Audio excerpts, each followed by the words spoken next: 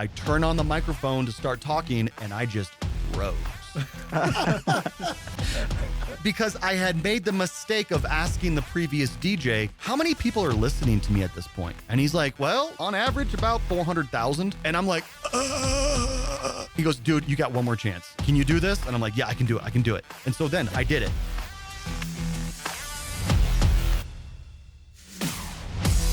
Hello and welcome to Metacast, and I'm Ilya, one of the co-hosts of this show about podcasting, and with me is Arnab. Hello. How is the weather in Vancouver today, Arnab? It's bloody warm. Too hot already. It's just May, but yeah. I'm in Florida. I'm sweating because I had to turn off my AC so that we don't have any of the AC noise on the recording. So today with us, we have 3 guests. It's our largest recording so far. Previously, we've only had max 4 people on the show. Today we have 5. And we have gentlemen who run the Tech Talk Radio show. Hey guys, do you want to introduce yourself? Yeah, I'm Andy Taylor. Started Tech Talk Radio some years ago. I'm Justin Lemme. I've been with Tech Talk Radio since, 98? No, it was about 2001. Was it? Nah, I don't know about that. We'll talk about that later. I'm Shawn DeWeerd. I joined Tech Talk Radio probably about just over 3 years ago now. Okay, so when you said some years ago, I was expecting something like 2007. I expected a long time ago, but not like 1998. Justin and Andy go way, way back. And Justin and I actually go back to 2010, 2011. Yeah. When the show started, it actually started from a couple of friends. We became friends. I was doing morning radio in Palm Springs. And Palm Springs, you don't know, is just outside of Los Angeles by about 2 hours. And I was on a top 40 morning show, crazy, fun morning show. Is it top 40 songs? Like, Oh, yeah. We were playing back then, MC Hammer. We were talking, back in the 90s. It was fun, but I would do a show in the morning, and then on Saturdays, I would drive into work, and I would usually listen to talk radio. You get tired, you play music all the time. Sometimes you're like, I need a break. So on Saturdays, I would go in and I would do this show called Hot Mix. And it was a dance-driven music show. And for the top 40 listeners, the kids, they loved it. And I remember one night I was driving in and I'm listening to KGO out of San Francisco. And I'm hearing this guy on the radio talking about technology. I'm thinking, wow, that's kind of cool. But I was not a tech head. I dabbled in it, but I just thought it was cool. It was interesting. That guy was Leo Laporte, who a lot of people know, the guy behind Twit. He's also was on the TV show Screensavers and some other stuff. And I just thought it was so cool. So I decided I wanted to get into technology. Just hearing him, I thought it was kind of neat. So I go into Egghead Software and I ran into this guy there and we just started talking and, just start talking to people. And when he found out I was on radio, he said, I've always wanted to do a technology radio show. And I said, well, I was just listening to this guy, Leo. I think I'd want to do it too. It would be fun. At the time, there was Jeff Levy, there was Kim Commando, there was Leo and Craig Crossman. And I thought, why not try and see if we could do it? We were messing around and we went into the studio one day off the air and recorded something. And I thought, this was kind of easy. We talked about tech. So I went to the station management and they said, sure, you can have a half-hour show. It'll cost you $100. So we had to pay for it, even though I was an employee. what year was it? This would have been 1995. Okay, so $100 in 1995. How much is it today? That's like 500 now, maybe. It didn't come out of my pocket. Mike O'Brien, the guy who was doing the show with, he paid for it. And what is it like? It's per episode? Per episode, yeah. So because he had a business doing computers, so it was kind of like promoting his business. So we did that on Thursday nights, a half hour, and the response was really good. People liked it. So we went ahead and expanded it to an hour, and he still had to pay the $100, but we got an hour on Saturdays. And as soon as we moved to Saturdays, we started getting guests that would come in. We had a guy drive in all the way from Motorola, which is in Arizona, that drove out to be on the show. Wait, I'm sorry. Motorola? That's a phone. Yeah, Motorola, the company. Oh, okay. I thought you meant like a town named Motorola in Arizona. I'm like, wait, hold on. What? No. The company. So we started getting guests and the show kind of continued to grow. So at what point did you say, like you turned the tables and say, okay, now you got to pay us? Ooh. We're still working on that. We never did that because we didn't want to get canceled. But Mike actually got business off of it. We have phone calls. And, one service call back then, you didn't have too many tech people that could come in and replace a floppy drive or teach you how to run DOS or even Windows 3.1. So he made money. So it worked out pretty good for him. I just enjoyed doing it. And I just jumped in with both feet to learn the most about tech. I would buy computers. I even bought a computer from Rent-A-Center, which is, like they just jacked up the price, but I tore it apart. We're talking a 286. And I would tear it apart and I would reformat it and I would install stuff on it. And then when I was done, I would take it back and I'd get another computer. And it was the greatest way to learn. So we brought in this guy named Bill Grace, and Bill was phenomenal. Bill lives out in Virginia right now. And the three of us did this show and kept going until I left that station, went across the street to another station, and they said, well, you can do the show here for free. So we expanded to a 2-hour, we were doing a 2-hour live call-in show that people could call in. Was it always Tech Talk Radio, like called Tech Talk? It was Tech Talk with Mike and Andy when it started. And then we decided to call it Tech Talk Radio and make it a little easier. So we got the domains, the whole bit. And this would have been towards middle of 96, excuse me. And it took off from there. But Bill was able to actually take our audio and put it on the web. So in a way, we were like one of the first podcasters. I mean, basically what we're doing now, when we do a radio broadcast show, we take that broadcast show and we put it onto the World Wide Web. We put it onto the website and, of course, other social media. Was it in the MP3 format? First, it was real media. If you remember Real Audio. I remember a real video. It was like crappy 200 by 200 pixels or something. It was awful, but for what there was out there, people would kind of endure it to hear it. And sometimes, the best thing is the fact is people could call into the show. So people would call in and they'd ask for our opinion. They'd ask for a tech advice. And with that, they would go ahead and go back and listen to themselves and share it with friends. When we had crossed the street and went over to Morris Media and did our show there, the 2-hour show, we would get almost about 1 million hits a month on our website, and people were listening to the audio and downloading it, doing all that. We were getting better guests. Microsoft would be on board, 3DFX. We had the guy who started Sling. We had the guy who started Netflix. All of them would come on as guests. Reed Hastings? Yeah, we've had them on the show. So, I mean, you've got all of these great companies, Sun Microsystems, Mercury, they would come on and be on. And it was great because we're here, a little station in Palm Springs, but because of the web and because of that that audio, we didn't call it a podcast. It was just the show. Then we switched to Windows Media Audio and then the MP3. Once MP3 came about and we got Ben Sawyer on, who talked about him and Justin Frankel creating this book about MP3 and how big it was, then it was just shoutcast and streaming live, and it was phenomenal. Wow, that's pretty impressive. So we did have Justin Frankel on our show, episode 14. So if you're listening to this and if you're interested in MP3 popularization by the software called Winamp, go listen to our episode 14. That's the episode and the tweet where how Andy and Ilya, you both connected. Yeah, that's correct.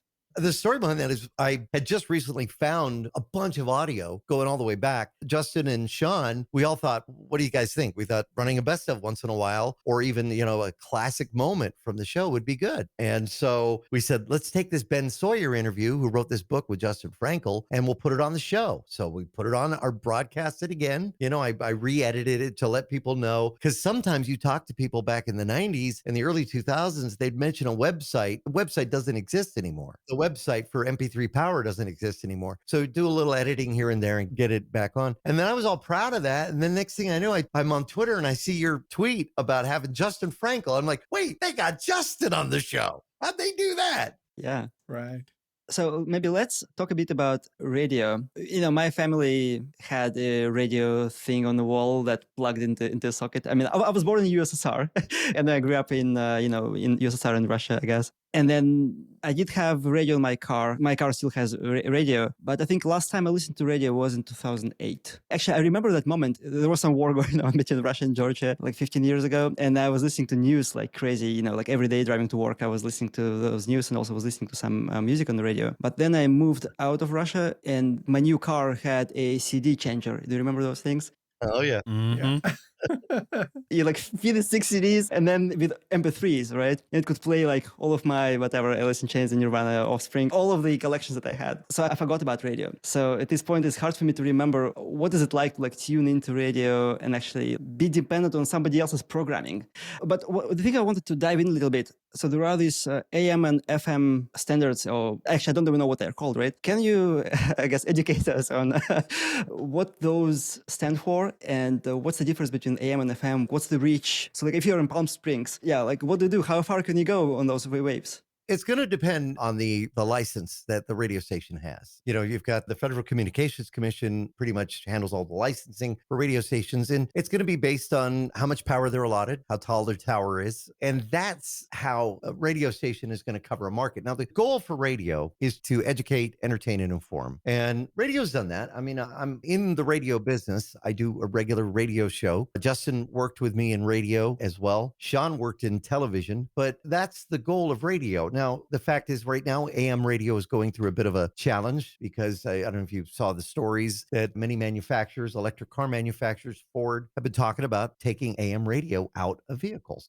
And they're talking now about in the U.S. Congress about how they're trying to lobby to have a law push that says car makers must keep AM radio in their cars because AM radio serves a larger purpose. I mean, yes, AM radio is phasing out it. Well, it really is the first type of radio. You know, AM stands for amplitude modulation. It goes a lot farther distances at the cost of quality. But now you got FM, which stands for frequency modulation, and you get better quality, but shorter distances. But the problem with AM, and I remember having this all the time when I would be with my family driving through South Dakota, we would drive under like these high voltage power lines. And every time you would drive under a high voltage power line, the AM radio station would cut out because it's just the nature of the beast. I mean, AM was susceptible to electromagnetic interference. And this is where the whole discussion about these electric cars come in, is that these cars generate electromagnetic interference that interferes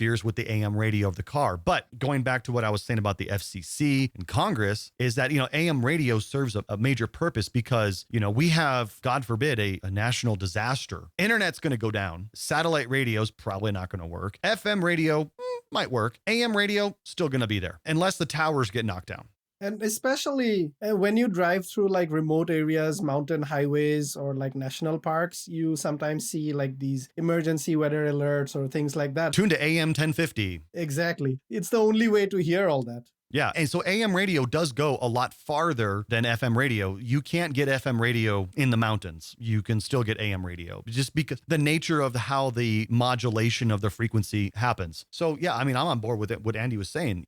And some stations are like daytimers where they operate at a higher wattage during the daytime. And at night, they may either be shut off or they may, like the station where we do Tech Talk Radio on at night, it goes off the air. However, there is an FM, what they call a translator. So it's not a full FM license with a stick somewhere and the whole bit. And with that translator, they're able to broadcast to that community on FM. But now the AM goes much further. I've been able to pick it up over 125 miles away. So again, you've got greater coverage. But then there's what they call clear channel stations like KFI in Los Angeles. There's stations in Dallas. There's the San Francisco, Denver. Is it KOA? Yeah, KOA. And it's not Clear Channel from the old company, Clear Channel. It just means they can carry a wide range, a wide coverage area in case there is ever an emergency. And let's face it, they're going to turn to the radio first.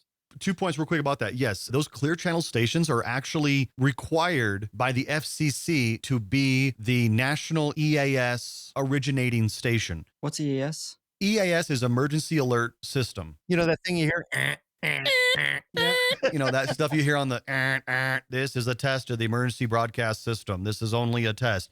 So what happens is the FCC will send that out to their master stations first. And these are the clear channel stations. So for instance, I live in Denver. The station in Denver is KOA. KOA's responsibility then is to then rebroadcast that out to all the other radio stations and television stations to say, at this moment, you need to interrupt your broadcasting and put this on the air right now.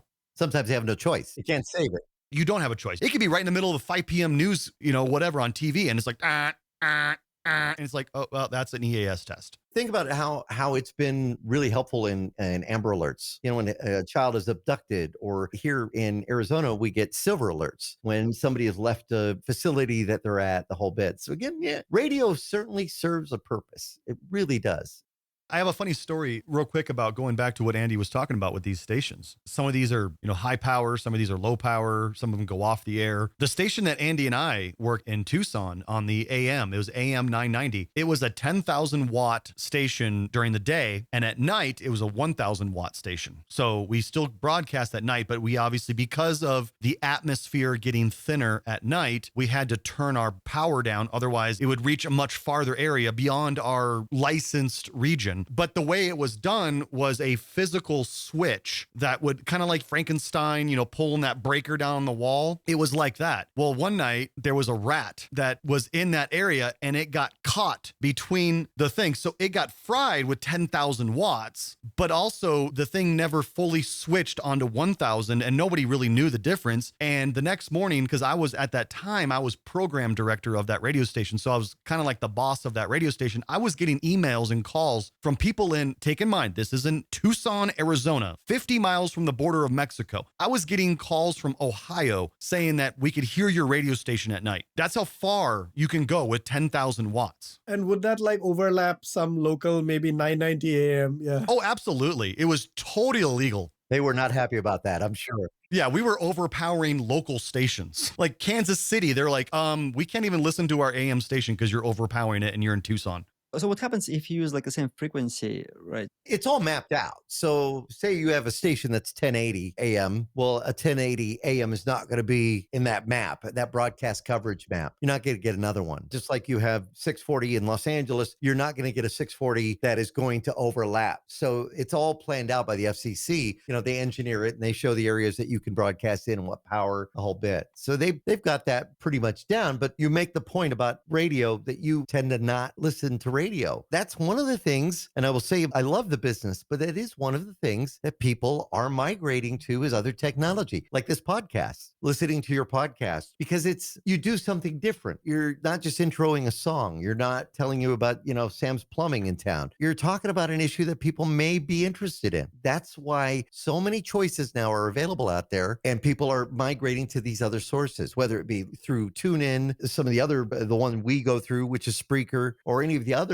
That's how people are finding it. Yeah. And now with CarPlay and some of the stuff that we're seeing in cars, well, the concern is you don't want to take out AM radio out of cars. People do have more choices than they ever had before. I think the concern with CarPlay, I guess I don't know if it's a car concern or not, but like my last two cars had CarPlay, and in my current car, I've had it for 2 years. I don't even know how to use whatever functionality it has in there. Yeah, basically I plug my phone and then I just see the CarPlay thing, and it has all I need. It has the map, it has the music. When I back up, the camera turns on automatically. I guess that's the only thing that's really provided by the car. But I have this, I think 8 buttons. You're such a millennial. I'm such a millennial. Yeah.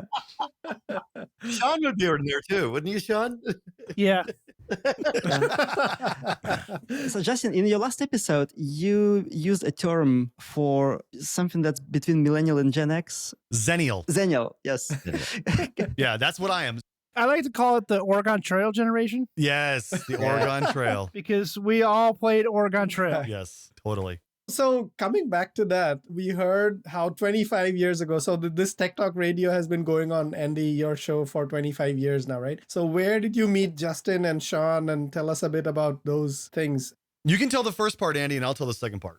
The first part of that is when my time in Palm Springs had come to an end, and my morning show partner, Barry Donovan, rest in peace, and I were looking for a regular job because I did not make money with Tech Talk. I really didn't. We had all those hits. I didn't find a way to syndicate it back then. I really didn't know what was going to be the best way. We did it because it was a passion. I tried to run it as a business. Once in a while, maybe get a couple $100 from the cable company because they want to run something on there, but generally not the kind of money that Kim Commando or Leo Laporte were making in 2000. So I had to get a job, and I had applied for a job in Phoenix, and at least I thought, but instead it was Tucson. They told us to drive out. Basically, I called my morning show partner and said, hey, we got an interview. Let's go. So we drove out to Tucson. Well, turns out this cluster called Lotus Broadcasting had an AM. So trust me, as soon as I found out they had an AM, I thought, okay, we get the morning show on the FM and we do the tech show on the AM. And I'm not kidding you.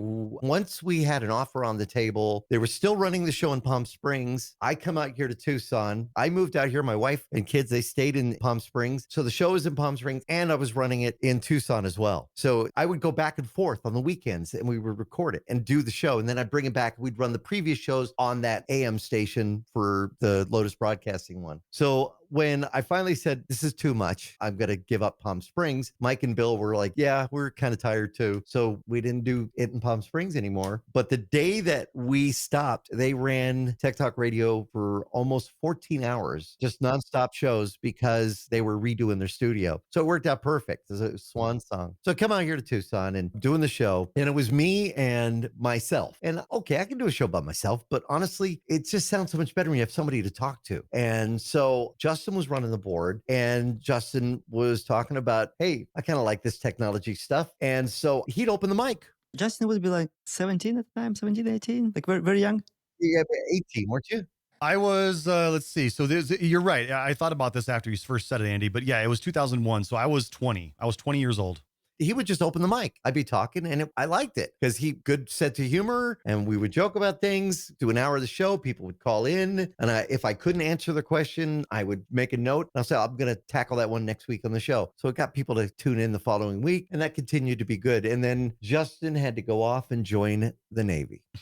Yeah. I had started actually at that radio station prior to Andy showing up. So I had worked there for about a year prior and I got into radio because growing up, my friends always told me you have a radio voice. And I was always like, yeah, whatever. You do.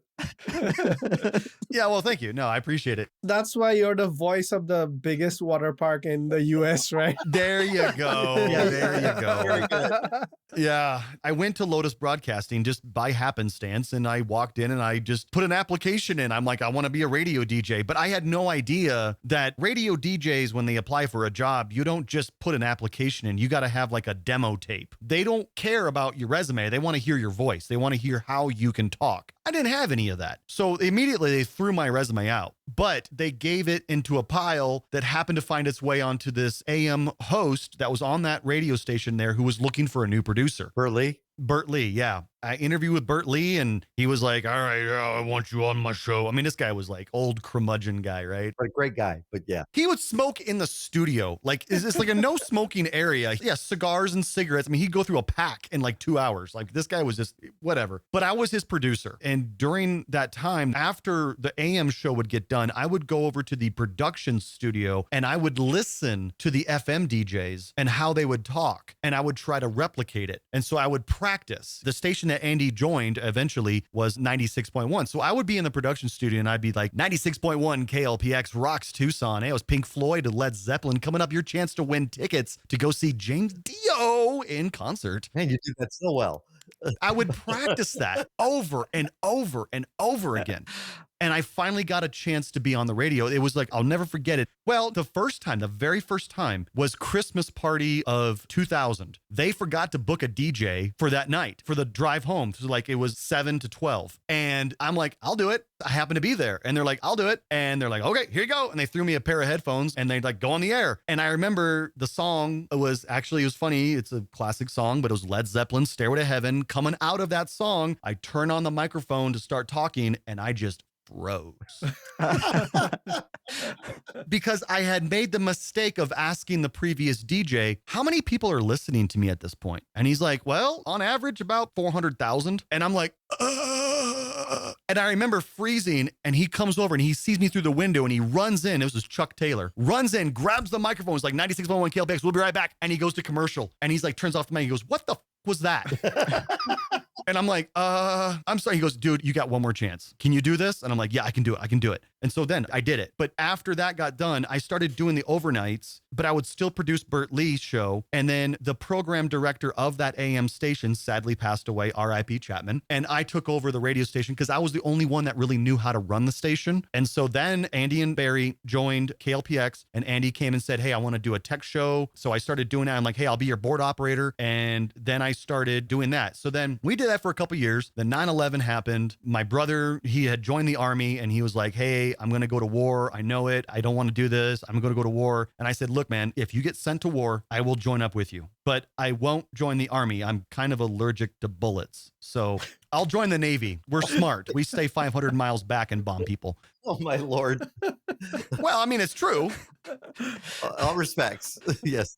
Anyway, so I joined the Navy. And with that being said, that's why I left. I had to leave Tech Talk Radio. But then to make a long story short, after the Navy, I had joined a TV station. I had gotten a job in a TV station in San Diego. I was living in San Diego, and I was an engineer. And that's where I met Shawn. And Shawn was a photographer for the station. So the thing I liked about Shawn was we kind of had this rule in our engineering shop that people weren't allowed to just come into the engineering shop and grab tools, right? Because tools would go missing. What do engineers do on a TV station? Well, engineers were basically fixing everything. I mean, we would fix cameras, we would fix lighting, we would install light bulbs if we have to. I mean, whatever. Make sure everything's working good. Yeah.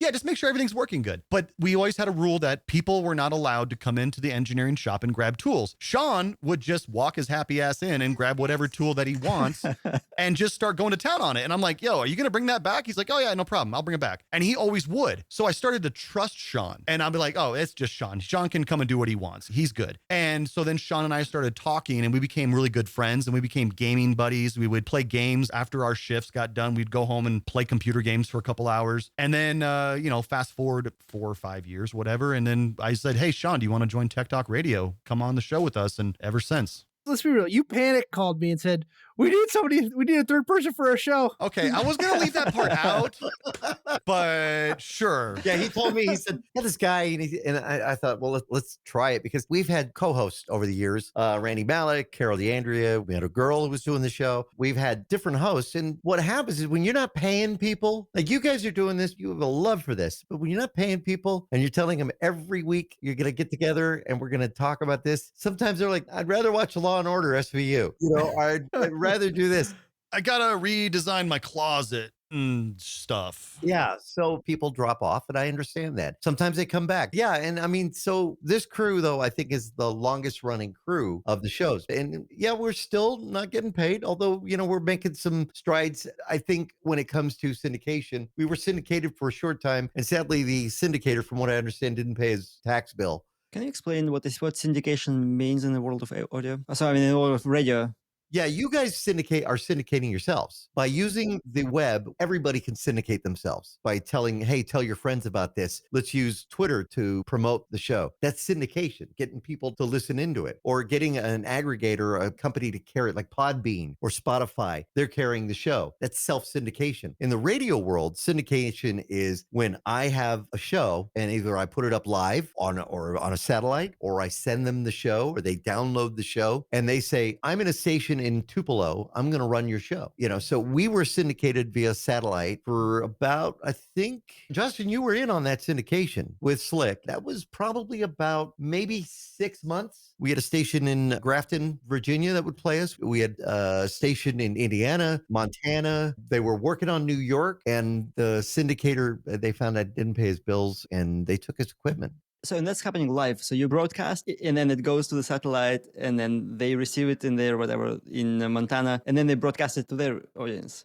Yeah, on that one, how it worked, we had a local show that was the 1 hour Tech Talk show. For that one, we do 2 hours, but we would record it and then we would send it to them. They would upload it on the satellite and it would go out live. So that's how that works. That's radio syndication or podcast syndication is a little different, but everybody has the ability to podcast syndication that's listening to this and say, I would love more people to listen to Metacast than just in Los Angeles or just in San Francisco. It could be heard around the world. We get statistics on who's listening to our show. And we've got people in India, we've got people in Nigeria, we got people in Spain, we got people in Australia, England, just pretty much everywhere listens by getting that show. And that's our self-syndication that anybody can do that is doing a podcast. So how is this sort of stats or analytics measured in radio, and how are you seeing that shift over? Like now you're putting the same show on podcast also, right? How are you comparing these stats? What's the trend that you're seeing? How do you know somebody actually tuned in? The ratings is done by a company called Nielsen. And if there is a major city or even a medium city, I thought it was Arbitron. no, Arbitron became Nielsen. So, and then before that was Birch. They rate it by the people who will say they get what they call a ratings book. They're called diaries. They send them to homes and they select people. Oh, this family is so and so, and they go through census and they figure out, okay, we could send it to this address. And they usually will include a couple of bucks. And they say, could you for 1 week let us know what you're listening to on the radio? And the same thing works for television. Exactly. Nielsen's is television's ratings too, yeah. So they would fill it out and send it back in. They keep their $2 or whatever, how much money they get, and send it back in. And the ratings company takes all that data and they say, okay, well, it looks like a lot of people are listening to them for more than 20 minutes. So the more that people listen to a particular station, or the more that people listen to a particular radio DJ or talk show, the better they show up in the ratings. And that's basically, in a nutshell, that's how ratings are done. But we're in a day and age where people don't like filling out information. People don't like sending back stuff. They figure it's giving up too much of themselves. That is going to change in 2 years. We're going to see a different way of them measuring how people are listening to AM and FM radio versus now with podcasters, we can go and look. How many people are listening to our show? You can see it. Yeah, you can go to Spotify and see the likes and views. That can be spread out. So if you have one source that is playing it and you're sharing it via that RSS feed to that one source, then it helps you. Then you know, okay, good, we get this many listens. But when you're spreading it thin everywhere, you have a different source for Spotify, a different source, then you're gonna be kind of stuck. It's like posting a YouTube video on Facebook. You want those YouTube views, you want those followers. But if you take the video, because some people will not click on YouTube links on Facebook because they don't trust them, and you put the raw video up there instead of posting the YouTube video, you're hurting yourself in the long run because you're not seeing that YouTube roll over so you can get more subscribers and more views. So I could say podcasts can kind of do the same. It's good to have one place that it's being hosted at that you can see those real numbers. But that's how basically ratings are done that way. Make sure to smash that like button and hit subscribe. Yes, the Metacast. If you haven't done it, do it now. So I'm curious. I mean, you broadcast your Tech Talk Radio on radio waves, and you also record it and publish as a podcast. Are you able to share any numbers in terms of like how many people listen to you on the radio and how many people will listen to you on the podcast? On the radio one, that's difficult because we're on a station that does not subscribe to Nielsen. We're a community-based station. It's an AM FM. We play what we call familiar favorites. We play the music. Our age demographic is usually a little older because we're in almost a retirement community. But on the AM, we're on during the AM hours, so there could be people listening in Tucson.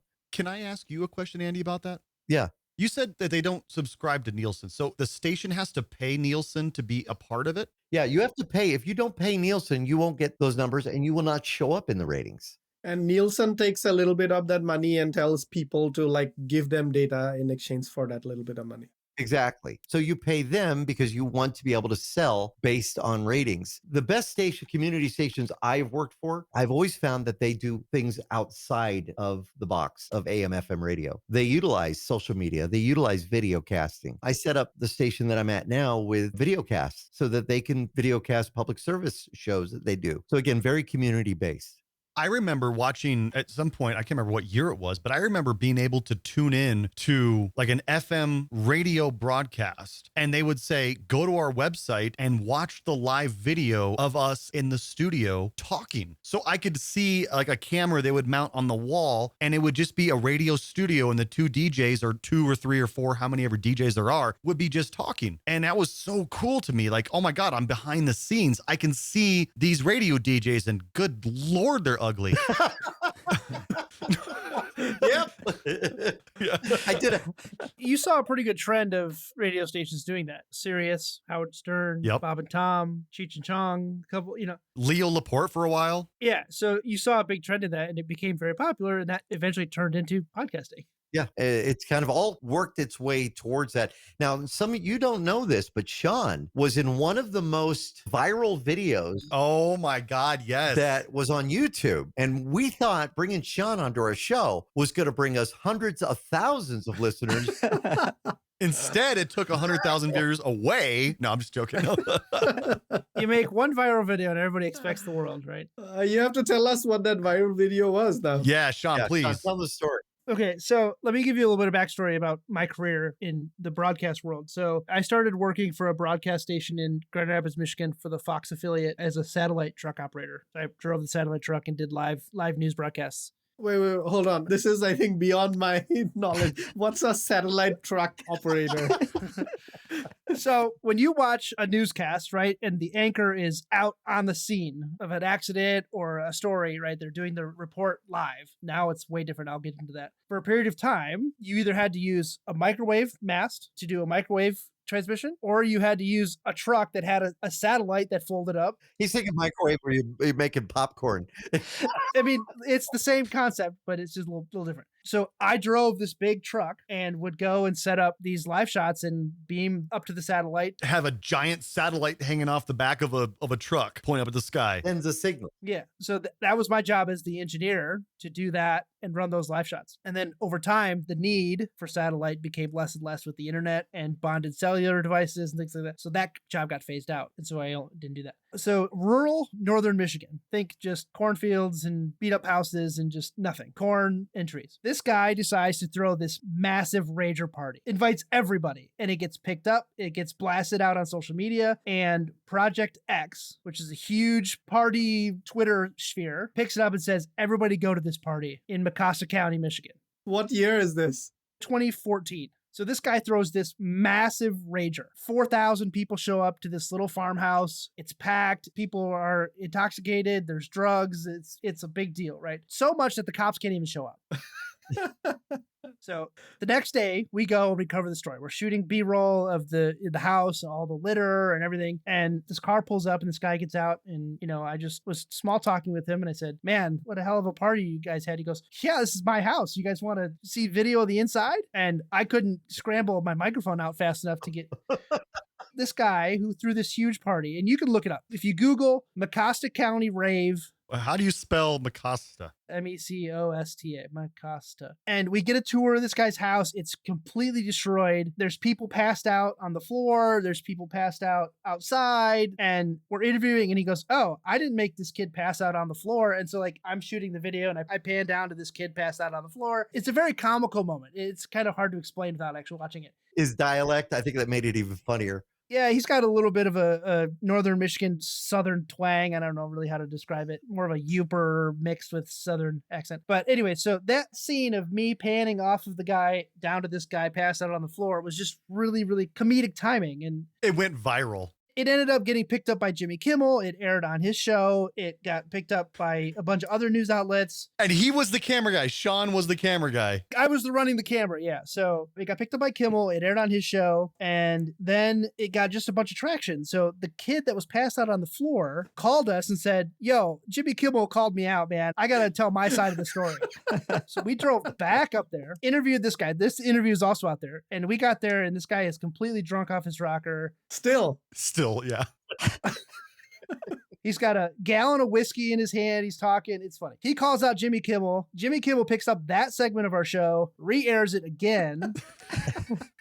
And then it kind of went out from there. So then that Christmas, so this was probably mid-September maybe. So Jimmy Kimmel every year does best TV clips of the year. My clip was nominated for the top 5 TV clips of the year and lost out to some bow tie pastor. I don't remember what, but it ended up being spun around the YouTube sphere for a while, for a good 6-7 months, and racked up hundreds of millions of views and stuff. And it's pretty wild because I will bring that story up and tell people, and they're like, "That was you?"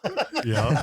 Because they've seen it, right? But they don't know the context behind it and stuff. They think you're the guy on the floor, though, Shawn. That's the problem. Yeah. And what I like to tell everybody is that we wouldn't have gotten that story if I wouldn't have gotten lost driving to that story, because it was so in the middle of nowhere. We're driving down 2-track country roads trying to get to this house, and ended up getting turned around and got there an hour later than we were supposed to. And we were the only station in the market. So the Grand Rapids market covers most of the southern part of Michigan, southwest part of Michigan. We were the only station in that market that had the owner of the house. So we were the only source of that content. So, you talk about ratings and you talk about Nielsen. I'm gonna spin this back around back to Nielsen, right? So for the longest time, that our market, the Grand Rapids Battle Creek market, was a diary market. Yeah. People got sent out books and they filled out the books and stuff. But shortly after, I think 2014, they went to a digital book market. So instead of sending you a diary that you wrote in, they just sent you a device you plugged into your cable box and it tracked what you watched. And it turned upside down the ratings in our market because it showed the real actual metrics of, well, this many people are watching. I don't know what the actual numbers were, but it actually made a huge change in how people were,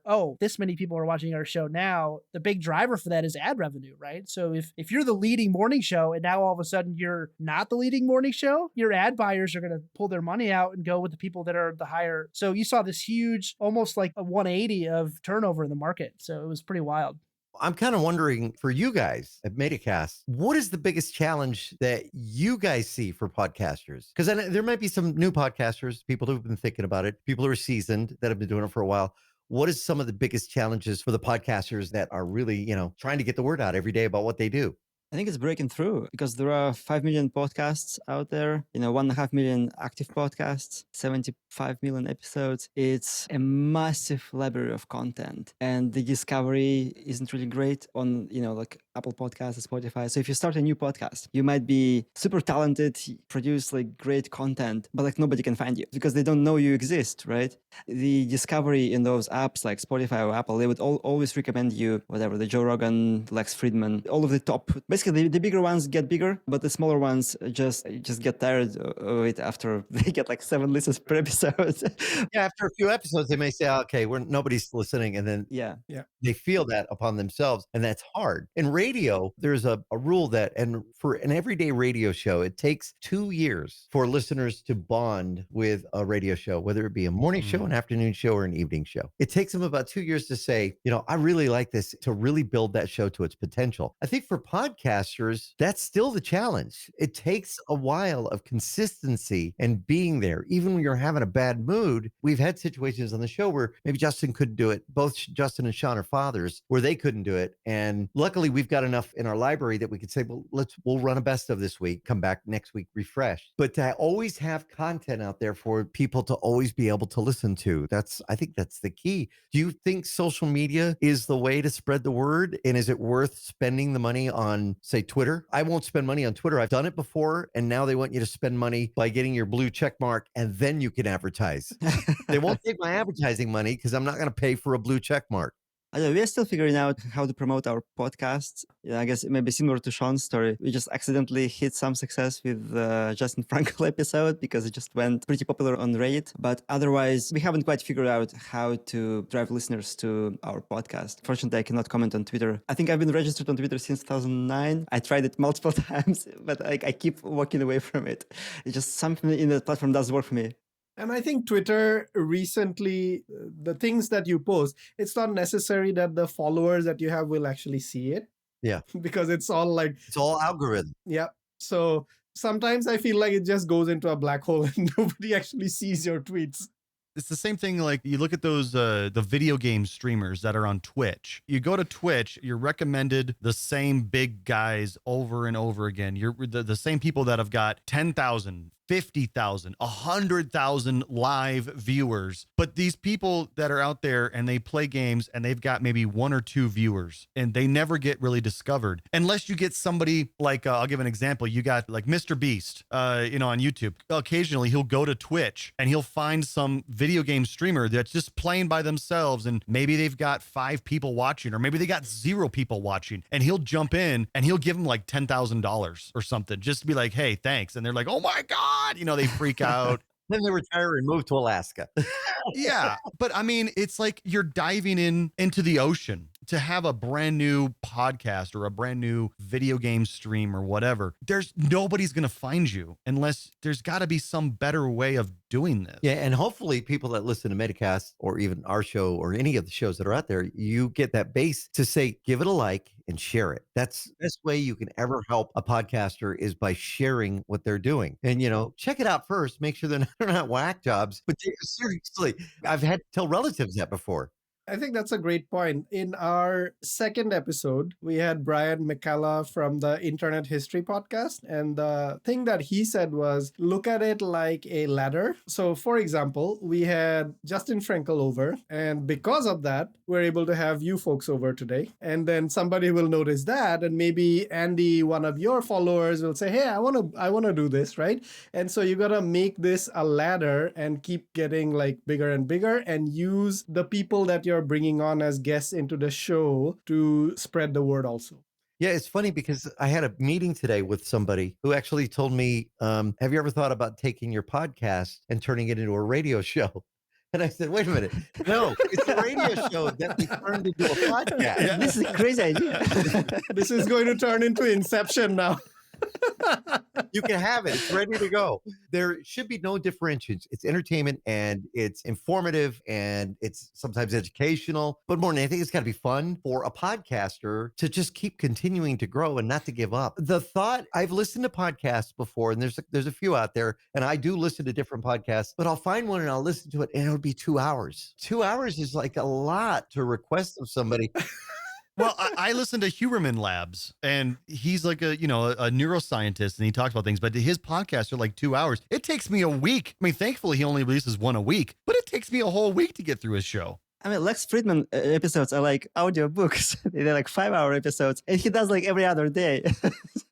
And that's the thing is that there are podcasters that are doing it every day, and they may put up 25 minutes. I think 22 minutes was once graded as like perfect. You'd listen to it, commute the whole bit, and then they would do it the next day. The problem is if you do like we do a 1 hour show or an hour and a half, what can happen though is people will miss a show and then they might not come back. TV runs the same problem. Sean, you know this too. TV shows that are on for 3 months, then take a hiatus. Some people never come back to that show, no matter how good it was. You look at what's happened, Yellowstone and some of these other shows. Some people just say, I found something else. That's the thing with so many different podcasters. I have to tell you guys though, this tells you how much of that podcast influence is out there. So I do a broadcast television segment on our local KMSB Fox 11 every week. We were doing it during the pandemic every other week, and I would do it from home. But now I'm back in the studio. And it got to a point, so many podcasters out there are calling companies like that I've worked with in the past, Microsoft, Samsung, Netgear, Linksys, and getting product from them to feature on their Instagram reels. People are influenced by these influencers, and that product shows a lot of value. In the broadcast world, or even as a podcaster, this could be difficult now because if you want to do it, and I'm showing it on television, there's more value to some companies for that Instagram influencer or that person who's doing it on a podcast than there is me going on channel 11 showing a product to however many listeners. In our market, we have a reach of about 960,000 people, but you're talking, they can see the results there from that. Where on broadcast television, they might not see the results for that one segment. So podcasters have influenced the companies now to really get behind them for those content creators and help them out. And that's where podcasting can have just as much pull if you show that audience. So talking about this is a great segue. One of the questions we had was in your Tech Talk Radio show, it's very interesting, right? Like you pick up a variety of tech or products and things like that, and you basically go to town with them. How do you choose which ones to tinker with? How do you get them? Are they sponsored or do you buy them? You play with them and you show only the things that you like? Usually, and like I said, it became a little more difficult after the pandemic, and now we're doing weekly segments. And luckily, once I told them weekly in studio, they've opened up a bit. But for the most part, I've bought probably about 75% of the stuff that we've shown. The biggest thing we ever got to show was a Ford Flex. We actually were given a Ford vehicle. Do you remember that, Justin? Because you were in Vegas. We met you in Vegas. We drove to Vegas in that Ford Flex for the CES show, Consumer Electronics Show. And Ford said, here, you can have a car, drive it and tell us about it. And that's how it works. So, but 75% of that stuff is purchased. Probably about 15% is given to us. I'm hoping that number changes because our budget's really tight. And then we send it back. So we usually get it. Now, Apple has been really good. Apple gave me this phone for 6 months. It's the iPhone 14 Pro Max to examine it, talk about it, learn about how it works, the whole bit. It's not mine. It's theirs. And I've been in the business so many years, it's easy to pick up the phone and just call somebody. Yeah, and Andy actually offered me that iPhone, and he's like, "You want to test it out?" I'm like, "Hell no." Are you an Android guy? He's an Android guy. I hate Apple. We have dedicated whole shows just going back and forth about iPhone, Android, iPhone, Galaxy, Samsung. We generally talk about stuff when it comes to the tech gadgets, about stuff that we're using or stuff that we've seen. Shawn is the big wise. We call him the wise guy because he's a big fan of wise products, inexpensive products that do a lot. And I mean, they've got everything from watches, as we mentioned last week, to vacuum cleaners, to now a deal with Roku. And Roku is actually, we're going to be working with them on their new home monitoring kit, which went live available as of recording time today. And they've co-branded with Wise on that. So again, it's stuff that we think we're going to use, the average consumer would use. Now, would I love to do a segment on 3D printing? Yeah, I'd love them to send me a 3D printer, but Justin ended up buying one. So we use Justin. Justin and I both have 3D printers, so we've talked about it, and I've printed stuff for the show, and we've... Yeah, and I haven't used mine in about 3 years. It's more of a decoration at this point. But yeah, it comes from different sources. But yeah, we've bought a lot of our own stuff. Sometimes we'll give it away on our website at techtalkradio.com. And, sometimes it ends up in a drawer somewhere. What have I got? Hold on. Look, I'll show you what I got. I still haven't figured out what to do with this. This is the Pac-Man Tiny Arcade. Dude, I told you to send me that 6 months ago. So we get all kinds of stuff. It's fun. It's a good program. I mean, we enjoy doing it. And again, like Andy mentioned in the past, this is more of like a passion. Yeah, it'd be great to get paid to do this. But again, we just love doing it. We love talking about tech. The three of us, we have a chemistry together where Andy can be, more the serious guy, and I can be more of the off the cuff comedic relief, if you will. And Shawn is just Shawn. Yeah. So. Sorry, Shawn. Most of the stuff that I like to play with is too expensive for people to buy. Yeah, he buys campers and stuff like that, like actual RVs, and talks about them. Or broadcast equipment or drones. And yeah. Except for the Wise cams and Wise equipment. Oh, yeah. I've bought a lot of those. So it's funny, though, if you talk to people, and we actually communicate with our listeners, through Facebook, or they'll drop us an email, and you try and find out what are the things that they're interested in. Usually it's the accessories. The accessory market is huge. I've actually hosted at CES panel discussions with some of the big accessory makers, Monster and some of the other ones that are out there that I've moderated. But the accessory market continues to be huge. And as we see the PC market sales kind of dwindling a lot, there's so many people out there coming up with accessories, Bluetooth keyboards, stands. Pataka's going to be putting out a brand new stand for your iPad, which is absolutely amazing. So, and that's what I think people, they see it and they go, "Oh, that's neat. I like that." If I go and I show a Dell computer, they'd be like, "Yeah, okay, it's a computer." I want my pop socket with mood rings on it. Oh, that's a great idea. Now, we had love handles for a while. The love handles went on the back of your phone, and it was just cool because they were called love handles, but it had the logo on them, and the company made them and sent it to us. We gave them away on the air. People say, "I love your love handles," but I like pop sockets with mood rings. That's even better. But, touching base a little bit on what Andy said about, we like talking about what we're using. We like talking about gadgets. We like talking about just tech in general. What makes us a little different than some of the other shows, like, for instance, Kim Commando, or, well, what used to be, Leo Laporte. Now it's Rich DeMiro, the tech guy. Or Dave Graveline. Or yeah, sure. Yeah. We don't take live phone calls. We don't take calls from people at the time because we usually record the show. And we do take calls. We do have a hotline. We do have an email. If somebody has a question, they can call and leave a voicemail, or they can send us an email, and we'll talk about it on the next show. But I think what makes us a little bit different is we're not focused so much on problems like the other shows maybe are, where people are always calling in like, "Oh, I can't figure out how to do this," or "I can't figure out how to do that." I don't personally like to do that kind of stuff. I don't want to troubleshoot stuff. I mean, I do that all day at work anyway. So I don't want to have to come home and record a show about troubleshooting more people's IT problems. Although I do appreciate that. I just want to talk about the fun side of tech. I want to talk about what we enjoy, what we enjoy using and doing, and how we use tech. And entertainment too. And entertainment too. Yeah. I mean, we don't necessarily just stick to tech. I mean, Andy, somebody mentioned to you a long time ago, I can't remember who it was or when it was, but it always stuck in my mind. You guys, have you ever heard of the Car Guys? Yeah. It's a long running syndicated radio show called The Car Guys. What are their names? Rich and Tom or something? One of them is still with us and doing commercials now for eBay Motors. They were a very, very, Sean's typing it. You can hear it in the background. Just Well, he's looking it up. That's what Sean does during the show. Tom and Ray. yeah, he's our researcher. You can always hear him in the background. Ray Miarki, I think is the guy's name. Yeah. So anyway, but people in the past have referred us, like, if you ever listen to the Car Guys, yes, their whole show is about vehicles and cars, but they don't get into the nitty gritty of cars. They don't sit there and talk about, well, the timing of the engine belt or whatever. They don't talk about that kind of stuff.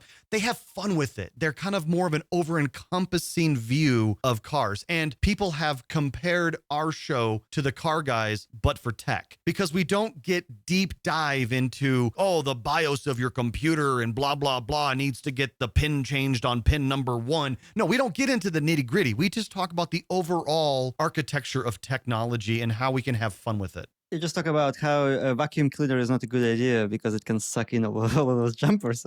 Yeah. We don't talk about that kind of stuff. The basic stuff. But I mean, if a listener does get stuck and they send us an email, we'll answer it. And if it is something like, well, you might want to try this or take a look at this, this might be your solution. Again, when it comes to the accessories and the product, we could certainly recommend stuff. And, that's not because we're paid by somebody. We're going to tell it like it is when it comes to something that may work for somebody. Or if they have a technical problem.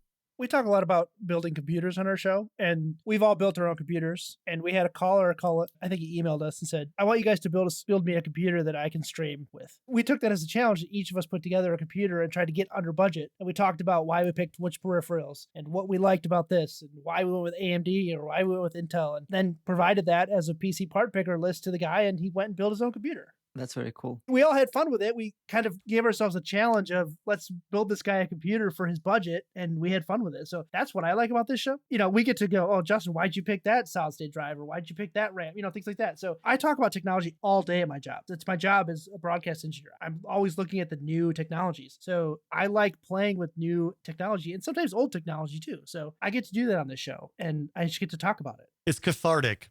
It's like playing D&D. Yeah. It's like therapy for us.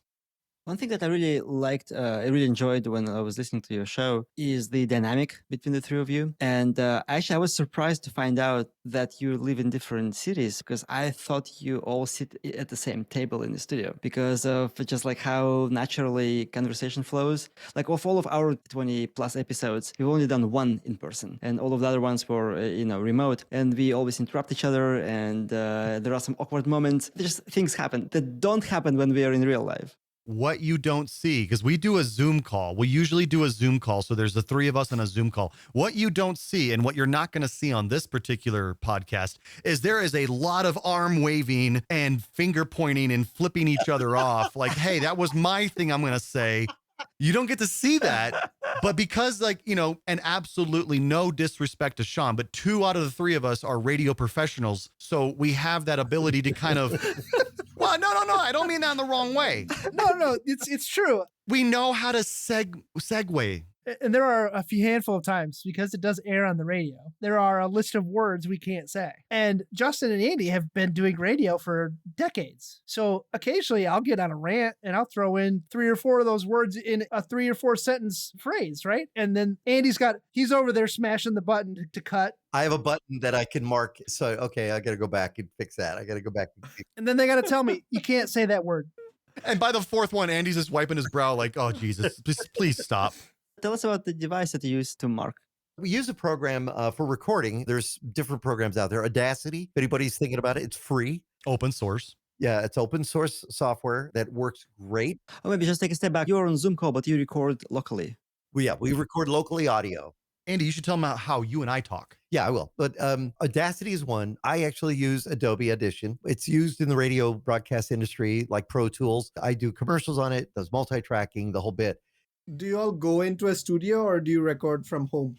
I have a home studio that I built in 2016 and in Tucson. I ended up building it for I do other shows too. I produce another show that's done by a government agency, a union. And then there was a sports show that I did. And they come in and we have a full 3 microphones set up for the guests. And I've got my microphone with the control board, which is an actual radio control board that I bought using it's an Arrakis. Great board. Does the phone calls, what we call mix minus, which is needed for you to be able to do a phone call and record it. And then I have another computer that just records the audio and I can hit F8. So if Shawn lets the S-bomb or like he did one time, remember that one, Shawn? You throw it all in the box? I've let a few fly. Yes, I hit just F8. So I don't have to stop anybody. I just hit F8 and it marks it on the digital file. So when I go back, I can look and see the digital file and go, okay, there's that little clip I need to fix because we do broadcasts on the radio. What software is that shows you? Adobe Audition, and it's from Adobe. I'm using an older version, 5.5, but they are now their Creative Suite, which is a great product. It's very expensive. Subscription based, probably. Yes, it's all subscription. All the Adobe stuff is subscription based now, which stinks. I use the Adobe Suite for work. I use it for my profession. I use it outside of work. So, but if somebody wants to try it, try Audacity. Again, it's free, open source. What is that website, Shawn, that has all the alternative programs? yeah, there's a website called alternative2.net or .com. I don't remember which one it is. If you're looking for an alternative to Photoshop, you just type in Photoshop and it'll give you a list of 30 or 40. GIMP. Yeah, GIMP is what I use. It's an open source. It's free. It's just like Photoshop. But you can type in anything. Word, you could type in Skype, and it's going to give you alternative open source softwares that are free to use. And we talk about that quite a bit on our show because some people will be like, well, I don't want to pay for Adobe Premiere as a video editing software. So you type in Premiere, it's going to give you some that are not necessarily free, but DaVinci Resolve is free. It's going to give you things like that are free in terms of programs. One of the things that is a little different too, when Justin moved to Denver, I said, well, why don't we set him up professionally? So actually, Justin has a mixer. He has a microphone, an SM7B, which is a good microphone. But what we did, because I wanted it to sound like he was here with me, we invested in what's called a Comrex. And Comrex, made by the Comrex Corporation, as COMREX, they make different products. But what it does is it allows point-to-point voice. So Justin can sound like he is in the room with me. You cannot tell the difference. Point-to-point voice over the internet? Over the internet, yes. For every one Comrex, you have to have another Comrex. Comrex is not cheap. They're about $3,000 a piece, so you have to have 2 of them. So it was an investment, but it's one that I think has worked really well. The same technology, it can be used if I wanted to dial into my station at work via the internet and maybe not go into work. I could do it from here, from the studio.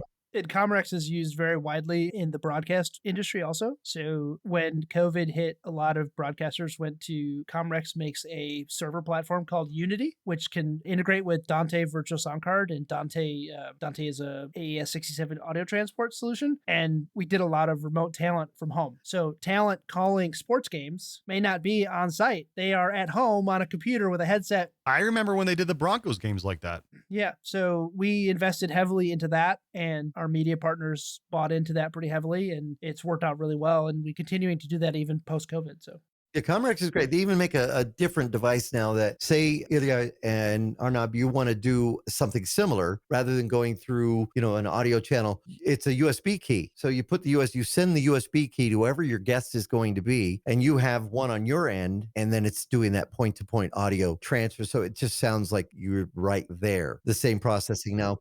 Is it essentially reducing latency? So it's like a low latency? No, it just makes the quality better. It makes the quality better, and there's very little latency on it. I mean, Justin and I have done stuff. I mean, we could do full on. A lot of people think that to have these 2 devices over the internet, people don't realize how little bandwidth audio takes. You can do a lot of high quality audio over a very small amount of bandwidth. And it's just in even a half going from 98 kilobits to, something a little bit higher, you can totally hear a big difference, even if you jump up just a little bit in quality. So Yeah, and then we could see each other, but we have whether it's Zoom or Skype, or we have Wirecast, which I want to start utilizing more. So while we're recording the show, we could actually do live, and people could watch it on social media, YouTube and Facebook and the whole bit. But we've been having some technical issues with it, so we may have to call Leo or Kim Commando and see if they'll help us. It's a free tech support. Yeah, you can see if they'll help. Yeah, call in on the show.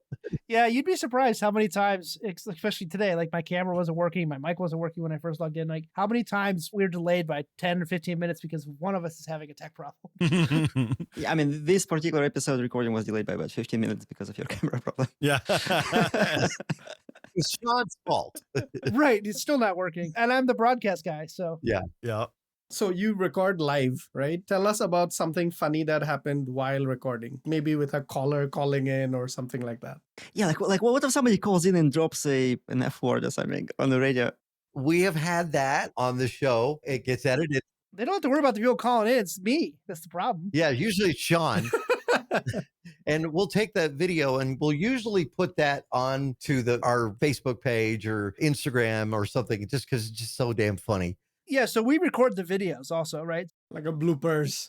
Yeah, so Andy will upload those to our YouTube, and usually the names of our shows come from something funny that happened during the episode or something that somebody said that made us die laughing and having to cut for a minute. And yeah, so usually the names of our shows are something comical that happened in the show. So. Justin, did you see this week's show? I have not yet. Justin Flips Out, named after his spill on his bicycle. Oh my God. Yeah. Okay. All right. Thanks, Andy. Appreciate that one. Yeah, you're welcome. But yeah. No, we just have fun with it. It's funny because a long time ago when we first started doing this show via Zoom or Skype with the Comrex and stuff, Andy attempted to have a Google Drive set up with like show notes. Like, all right, we're going to talk about this first in this segment. We're going to move to this. We're going to move to that. Full producer mode. Yeah, full producer mode. That got thrown out the window immediately. I don't think it's been updated for 2 years. Yeah, it's been like 2 years. Yeah, it's not even updated. We just wing it. We just come in. We may take 5 or 10 minutes before the show and talk about like, hey, what do you got to talk about this week? All right, well, I got this I want to talk about. And Sean's like, I got this I want to talk about. Andy's like, well, I got this. And then we just go because we've got that chemistry where we know how to interact with each other and we can just make that go. And some of our best work is done with absolutely no prep. We just turn on the microphone, hit record, and just start talking. That's where the personal, I think, dynamic comes in, the chemistry shows. Yeah. Plus the fact that they're parents, they're dads, and I'm a great grandfather. I have a great grandchild. Jesus Christ, you're that old? Yeah, I'm old. They look at me like I'm the old guy. And so I give them advice. So we talk about life lessons too. So it's not just tech, it's a little bit of life. And people, when they do tune in, they seem to have fun. I would say it's more of about three guys and how they use technology in their lives rather than about the technology and how it impacts our daily lives and how we can learn from that and how we can educate our listeners to not make mistakes like we did or to educate them on security threats that we may come across. You know, Justin's an IT professional, right? He deals with that. I'm in a completely IP facility now, a video and audio IP facility. So we deal a lot with IP infrastructure and IP threats and things like that. So just helping to educate people about the ways we deal with technology, but then taking it outside of our work and what we're doing for fun. Sometimes we'll talk about a movie and maybe the technical aspects. When Free Guy came out, I think we did a whole show on Free Guy. So Ilya and I, we do these episodes with guests. These are our even ones. And then the odd ones are odd ones, where it's me and Ilya. We call them metasodes because it's Metacast and it's Ilya and me, just the two of us talking about how the previous episode went and all that. Oh, I can't wait to hear what you have to say about us. That'll come out the week after this one, yeah. It's usually just 5 minutes of the metaset, and then we go talk about movies and books, and sometimes like how cars are imported to Russia by parts. It's like all sorts of different topics that we just get carried on. All right, so don't laugh. One question I would want to ask you, Ilya. You ever watch 90 Day Fiancé? No. Oh, good God. Oh, Andy. dear Lord. Here we go again with his Lifetime and Hallmark bullshit. This is a little of a personal life there. I watch Hallmark, Lifetime, and a lot of the shows, they go to Russia and they find the Russian brides. That's why I asked about 90 Day. And these guys make fun of me because I like the show. You can talk about this offline. We don't care. Anyway, what I was saying is once we sat down to record a metasode like that, and we spent like an hour and a half talking about like TV shows, books. About the Sandman, yeah. And so we just released it as a bonus episode. But you had fun doing it, right? Yeah. And I think coming back to that, the same like preparation and all, today we have a Google Doc. We do a Google Doc with a lot of things that we want to talk about, but we almost never follow it exactly because you just want to flow. Yeah, exactly. That's what we do. Sometimes you have guests who are, like the conversation just doesn't flow as easily, and actually you want to have questions prepared for those. But like with you guys, it's just all naturally flowing. Well, I'm like, sure you probably had a whole list of questions. You probably only gotten like 3 of them. Exactly. It flowed very well today, and we only got to about, I want to say about 30%, looks like, Ilya, looking at the check marks. yeah, it looks like 30%.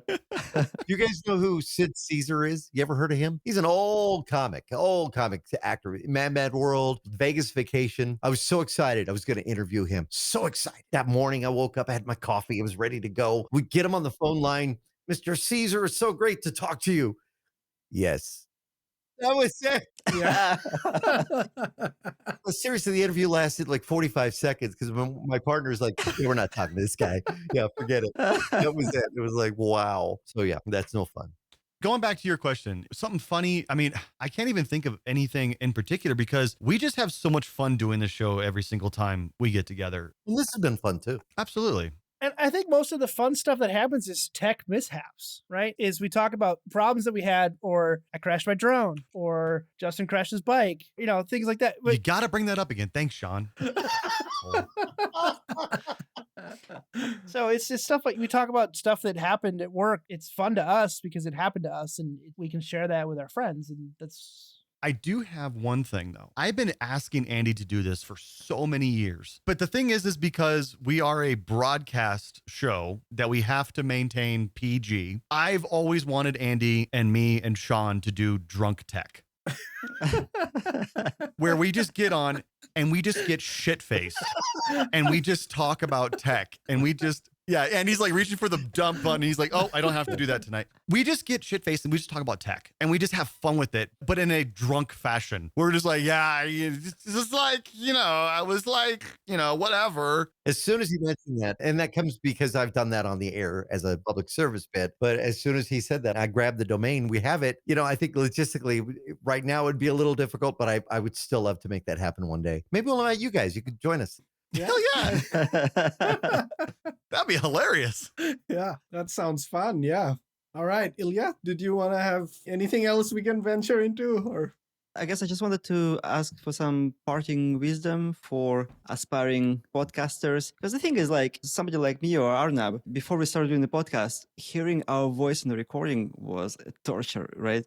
And then it takes time to get used to your own voice, to get kind of comfortable, not like nervous and all that. So, I mean, you've been doing radio and podcasting for a very long time. What would you recommend to aspiring podcasters? Like, what's your word of wisdom?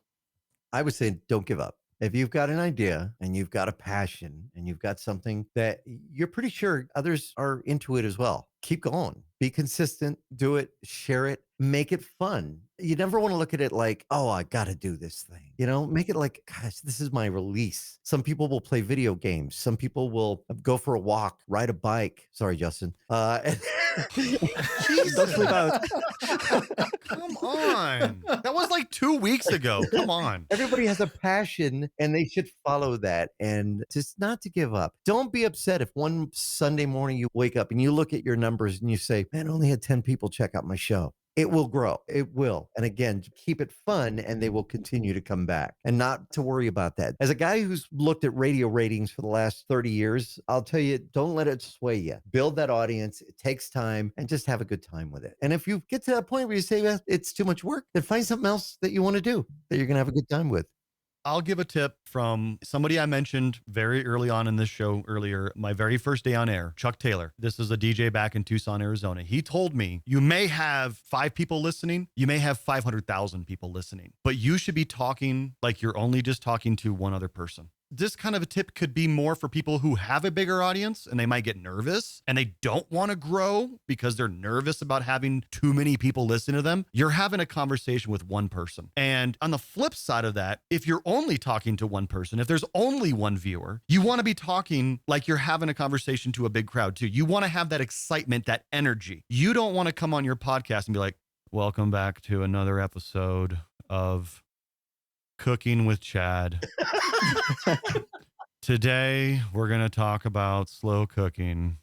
You're not going to get anybody to listen to you, okay? I would listen to that one. Yeah, that put me to sleep right there. You need to talk about it as in if you're excited because this is a passion for you to do this, right? So talk about it like it's a passion. Get up close to that mic, have a little energy in your voice. But then again, like I said, don't think about who you're talking to. You're talking to one person. You're always talking to one person, regardless of how many people are listening or not. Shawn? I would just say have fun. I look forward to doing the show every week. I think back to, it was over 3 years ago, Justin called me up and said, hey, do you want to do a podcast in a half an hour? We're going to record. And then it's been every week, almost every week since then. And we don't do it every week. Life happens, right? We run a best of, or we run a show that we recorded 4 months ago. So it's okay to take breaks too, right? Don't burn yourself out. If you're not having fun with it, take a break. But keep that, Justin said it, keep that passion going, right? If you're passionate about something, there's an audience for you, regardless what that passion is. It's the internet. There's a passion for literally everything. You can talk about whatever you want, and somebody's going to either be on your side or they're not going to like it, and then you're going to have the antagonist in your story, right? This podcast sucks. Just have fun with it, and don't let the ratings get you down. Don't look at the numbers and go, oh man, that stinks. Only my mom listened to the show today, right? Thanks, Mom. And then she was criticizing you. Yeah. Yeah, it's your mom saying this podcast sucks. Yeah, you just got to enjoy it. Yeah. Also, when you do the show, don't wear pants. It just makes it more fun. Oh, yeah, we're not wearing pants. Yeah, it's interesting. You mentioned having fun and talking to that one person. We actually have one super fan. Her name is Jennie. She used to work with us on the same team back at Amazon. Hi, Jennie. Hi, Jennie. Hello. Yeah, so Jennie, no pressure. But yeah, Jennie usually listens to our episodes right after they come out, and she would text both of us. We have like a small group chat, and she would be like, "Oh, like I really like that part or that part," and she's always so excited. That's the listener that we have the most connection with. I mean, obviously we know her personally, but on our episode 17 or not, right? We actually invited Jennie onto the show, and then so we had a three-way chat, and she made that episode really, really different. Yeah, she called us minor podcast celebrities. Yeah. That's awesome, though. Yeah. Hey, stepping on up in the world. You know, that connection you can make with somebody and treat people right, treat people good. I've actually worked on morning shows on radio, FM radio, where they didn't treat the people right. They didn't treat them like they were gold. And I think, especially in the podcast, because it is a tight community, I'd say treat people right. Be respectful to them, and they'll be respectful to you too. And they'll come back. Be a human being. That's all. That's the three of us. We talk about our lives and the experiences we have as human beings with technology, and other people can relate to that. If they find joy in listening to that, great. And Jennie's smiling right now. Yeah, absolutely. She does. I want somebody to enjoy technology as much as I do and share in that passion. I have an idea for you because you're wearing that Metacast shirt. We just said this. You need to make a shirt that says, I'm a minor podcast celebrity, and then tag it with Metacast. I love it. I'll buy it. If you make it, I'll buy it. I will so buy that. Talking about t-shirts, Ilya has a t-shirt business, right? Yeah. Dude, you need to make that. I'm a minor podcast celebrity, and then Metacast. I can put it together like by end of today. You should. That'd be great. I know, you probably could. I will buy one of those. I'm going to look for the link. Yeah. Man, thanks so much for having us. This was super fun. See, these are the kind of episodes that really make it worthwhile, right? Like having so much fun together. It's just organic. And gluten-free and free range. Yeah. Of course. Tell us, where can people find you? And while you're there, tell us about your favorite podcasts. Let's see, TechTalkRadio.com, our website. We've had the website forever. It also happens to be your favorite podcast, right? Yes. That's we put our podcast, videocast. We're hoping to actually do video, more live video that we could go on there sometimes. And we've gotten to this point where we thought, okay, let's do the show unedited, raw on this form of media. And of course, the broadcast show would be edited for today's FCC regulations, and that could happen. But TechTalkRadio.com. For me, I love the movie podcasters that are out there that talk about the movie trends and the Totally 80s podcast podcasts. I like some of those. I listen to the Pittsburgh Nerds podcast. I've listened to some of their shows. And that's the thing. I sent them a note telling them I was listening because I was on the air with Westwood One in Pittsburgh. And I thought it was so cool. I was learning about the town through listening to their podcast, and nobody ever got back to me. So I just, okay. But yeah, the ones that are fun, like this Metacast, it's fun. You never know who's going to be on, and it puts a smile on your face. Justin? So Andy mentioned the website. You can also find us on Facebook at facebook.com/ stop typing, Shawn. No, it's not facebook.com / stop typing, Shawn. It totally should be. It should be now. Yeah, I'll have to mention this to our sound engineer that he should watch out for keystrokes and Justin's reactions to them so he doesn't remove them. Yeah, no, it's just funny. No, you can find us on facebook.com / Tech Talkers. And then for me, am I supposed to say Tech Talk Radio is my favorite podcast? Oh, yeah, I saw it. Yes. Okay, that one. But other than Tech Talk Radio, I really like Huberman Lab. I mentioned them earlier. I also really like My Brother and Me and Adventure Zone. The guys that are doing D&D, they're all a bunch of brothers and their dad. I love that one, or those two, Adventure Zone and My Brother and Me. So yeah, those are my favorites. Shawn? Yeah, so the podcasts that I listen to are the Adventure Zone, which is one Justin mentioned, My Brother and Me, which is a great one because I also have 2 older brothers. So it's literally, it seems like my life sometimes when they all talk. I also listen to The Greatest Generation, which is a Star Trek podcast. And then the big one that takes me a long time to get through is Critical Role, which is the voice actors that play D&D. And I've been to a handful of their live shows and stuff. And then one of my friends here locally does a podcast called Spoilers, which is all movie reviews. And they talk about movies and stuff like that. And I'm not sure how many listeners they have, but it's really fun to have him talk about that at work and stuff because he always is asking for ideas and stuff. So. Very cool. Yeah, so when you said the greatest generation, I thought it was about millennials or... Zennials. It's about Zennials.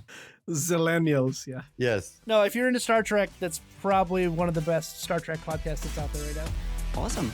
Well, thank you, gentlemen, for being on the show. That was a lot of fun. Thanks for going overtime.